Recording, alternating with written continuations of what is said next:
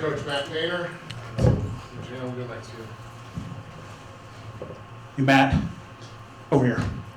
Talk about Caleb and what he's mean to this team. The Iowa game, I mean, all season, just talk about the guy. Yeah, well, I thought, you know, he was around the basketball, obviously having 10 rebounds. He was one short of 10 other night at Iowa. He had a tough time in the first half handling the basketball. He made those 3 turnovers, but, going 4 for 4 from the field, getting us 10 rebounds, just being around the basketball. Like, that's what we need on offense and defense for him, crashing the glass. Like, when Trey's there, Trey gets a lot of attention. So, like, now just trying to slip your way to the rim, like, find those opportunities where you can help us. But no, he's given us a lot of energy. He's played really well. And it's just an unbelievable accomplishment. We got 7 games remaining, and he becomes the all-time, winningest player in school history. It's a hell of an accomplishment. Hey, Matt. Start of the game, at one point you guys were 17 out of 22 at the field with 3:51 left, but you only led by 12 points. What was your thought process on that? And then secondly, did you plan this game differently because Claude wasn't playing tonight? No, we prepared for Claude. I think anytime that situation presents itself, you always prepare for people to play. Obviously, I don't think it looked that way with the way Yates played. He was fabulous. Had a great first half. But no, we got off to a good start. Shot the ball well. And I thought we took really good shots. I thought we were very efficient. We just missed some wide open threes. Like, it was just one of those games where you're getting good looks. I think you saw some frustration kind of mount with our guys. It mounts with Braden because he wants to get more assists. But they zone, which they don't normally do. They'll do some run and jump stuff that they did to get the ball out of his hands, and other guys got to make plays. And I thought we were very efficient, especially when we got the ball to Trey right there at the free throw lines where he could operate and make plays. Is that something you intended to do, having that, like you were shooting the lights out and they were still 12 points down? Was that something you really wanted to do in Trey? What we were doing was, if they were going to double the ball, we wanted to get it centered, whether we do it directly or we do it off of one more pass. So, like, sometimes when they run at the ball, they can take away the middle, but when they do that, you're going to have a wing that's going to be open. Or they take away wings and they keep people at home by the rim. Now the center of the floor is going to be open. And when you get into those situations, like, you're gonna get into a 3-on-2, obviously a 4-on-3. Everybody is spread. So anytime you center the basketball after you put 2 basketballs on it, the defense is normally pretty vulnerable. You got to have the right person getting it. And when he's getting it right there, now we got Caleb right at the rim and we got 2 shooters away. Now he's just got to make the right read, whether to attack and score or make that pass. Matt, last year Trey was pretty good, but Zach kind of overshadowed him a bit. I know he doesn't follow individual accolades, but in your mind, why do you think that maybe he doesn't get put on these lists and maybe get the right what he deserves? I mean, is it that he goes to work and kind of is this a quiet guy or what is it? Yeah, no, it's like anything. Like, if you're an English professor, you should be good at English, right? And so if you're selecting these teams, like the best power forward, the best center, like last year, Braden didn't make the top 10 point guards in the country, but then yet he made the top 5.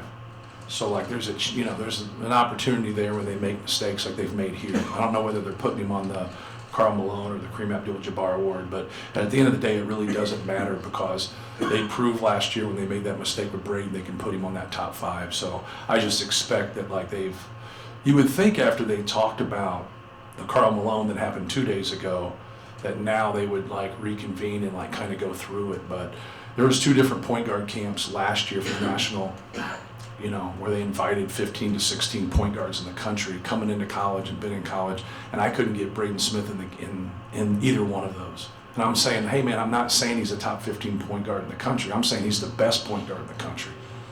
I go, like, you're leaving the best point guard out of the country. It's like having the NBA All-Star game and saying, hey, you know what? The 2 top guys that are going to be MVPs, you're not an All-Star. It makes no sense. Like, it just makes no sense. But you have non-basketball people making basketball decisions, and they look at it differently. Then they stereotypically look at somebody who's 5'11", like he's not a player, and he's real. Like, he's one of the best passers ever. He can end up being the best passer ever. In terms of, like, what he does and how he has accumulated assists throughout his career. But yeah, the same kind of holds true for, like, Trey. Like, what's he supposed to do? right? He's the 5th or 6th most efficient player in college basketball right now. Like, you can't make up the numbers that he has. But the thing that I don't grab is, like, whether it's Braden or whether it's him, like, how they can't acknowledge it when you win big. Like, if you have big time numbers and your team stinks, like, I got it. Or your team wins all the time and your numbers are very, modest. They both have big time numbers. And obviously Braden's not in that, sphere anymore, right? But he is. And so, like, I just don't understand when you win at a very, very high level and you have those numbers and you're productive and you're the 4th, 5th, 6th most efficient player in the country, whatever that damn stat is. But, to each their own. To each their own. That's on them. Really, it's on them because they're showing that they don't understand the game and what matters. Matt, you guys have had some big wins this season, obviously. You had a lot of guys scoring tonight, excuse me.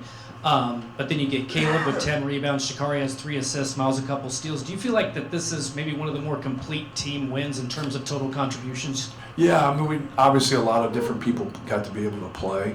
I thought, like I said earlier, I thought as a team we rebounded pretty well, even though we had that one stretch where we struggled. I never would have thought that we'd out-rebounded by 17 after the way you feel during the game, giving up some of those offensive rebounds. But I thought we had good balance. They took Braden out a little bit. He missed a couple threes that he normally makes, but they took him out a little bit and trying to get the ball out of his hands. And you just got to keep making the right play. I think he had a little frustration there. He had some frustration that, guys were missing shots, but like no one's trying to miss a shot, right? But we got to keep making the right decision. And I thought for the most part we did. Baseline inbound offense has been pretty good this season. What do you like about it, and why has it been so effective?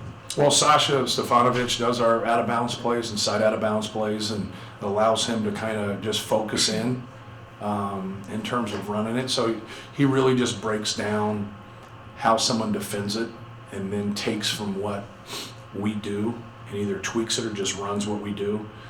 And then he'll add some stuff from time to time when people are different and how they defend it. Some people switch things out, some people don't. Some people zone off, some people don't. So like are they angling with the inbounder? Are they on top of the inbounder? Are they turning around and face guarding the other 4 offensive players? Like a lot of when you run something is how are you affecting and disrupting the basketball, or are you at all? Like we take the cutters, right? They tried to back cut us a couple times, but we take the cutters because we just seem like we led the country in giving up 3-pointers on that outer third. And so like a couple years ago, we just kind of adjusted to certain teams to do that. Now we do it for most teams that we play. And it's not foolproof. We've given up a layup here and there. We've given up some guys cutting for layups, but we don't give up those threes anymore on that outer third. So that's why we did it there. But no, Sasha's done a great job of getting everybody on the same page. We had a couple mess ups today where guys didn't run it the way they're supposed to. So we always talk about it. It's you're not allowed to mess up a play when it's for you, right? They call your number, like you don't get your number called very much, and you go back to your apartment and complain about it, and then we run a play for you, you don't run it right. So that'd make a whole lot of sense. Matt, you guys don't turn him over a ton today, but you still outscore him by 11 in the fast break. Just what's been the key to transition offense the last month or so? Well, obviously, if they take bad shots or turn it over, it's going to put you in a better position. You're going to have numbers, you're going to have angles, more than that. But we're really trying to, push the ball, after just, regular misses and run the court. Not really worried about the 2 other guards. Like, don't outlet it to anybody besides Braden. And let's try to get up the court and be able to attack them right away before they're set, or get some quick ball movement there. But if you can't rebound or you can't force turnovers, you can't get on the break. But I thought our guys have done a good job. I think you would see more fast break points if we had a better shooting night. Just the shooting, obviously, with Iowa being the exception, it's been a few bad games in a row in that department. Just you talk a lot about continuing to shoot and kind of right. Just pumping those guys' confidence up. Is that mostly what you're doing? Do you adjust anything? Yeah, I think to win big and to win when it matters, you got to build confidence when some things don't quite go your way. And so, like, I'm not encouraging people who miss shots that can't make them. So in my opinion, they can make them. And so, like, when they do miss them, I think being positive and encouraging really helps them. Nobody goes through a season or maybe even a month without having a little bit of a slump. Even the greatest player in the world has self-doubt, and so like just getting them to understand about being process-based, take good shots. Now they take a bad one. The problem in coaching is when they take a bad one and make it, because they think it's okay. But 15% is still you're going to still make, right? You're going to kick one in every now and then. So like getting them to understand like the numbers, like just don't look at somebody's field goal percentage. Like break their field goal percentage down and say when you go left, you shoot this. When you go right, you shoot this. When you shoot a pull-up, you shoot this. When you shoot a 3 that's contested versus a 3 that's not contested, what do you do in low clock? Like there's so many variables in there that go in there. So people say like, well, I shoot 46%, I'm all right. When there's about 20 to 30 shots they just absolutely shouldn't take in the course of a season. And now you're like, well, you got to allow a little bit of that. You got to allow a little bit of that with special players. You don't have to allow a little bit with all players. So getting them to understand that. Because a lot of times people, when they're upset or they're frustrated, they're upset about personal things. And so you got to get them to understand, hey, you got to take the best shot for you, but you also got to take the best shot for us. Matt, you've got your next 3 games are against teams that are sort of clustered with you up at the top of the standings, and then 2 of those on the road, then a road game against a rivalry opponent right after that. So Right. what do you still want to hope that this team shows you over these next 4 games in this position that you're in to be out in front of this, but now accepting those challenges? Right. Yeah, you're just, you're kind of looking at